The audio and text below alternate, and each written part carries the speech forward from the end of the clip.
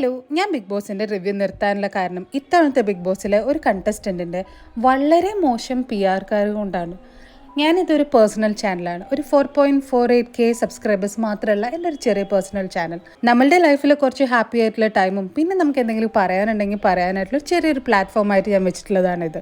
ഈ ചാനൽ ഞാൻ മോണിറ്റൈസ്ഡ് പോലും ചെയ്തിട്ടില്ല. അങ്ങനെയുള്ള ഒരു ചാനലിൽ വന്ന അറ്റാക്ക് ഭയങ്കര മോശമായിരുന്നു ശരിക്കും.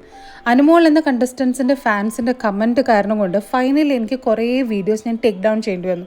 എൻ്റെ മുമ്പത്തെ കുറേ വീഡിയോസ് കണ്ടിട്ടുള്ളവർക്കറിയാം എന്തിനെ കുറിച്ചിട്ടാണ് നമ്മൾ സംസാരിച്ചുകൊണ്ടിരിക്കുന്നത്.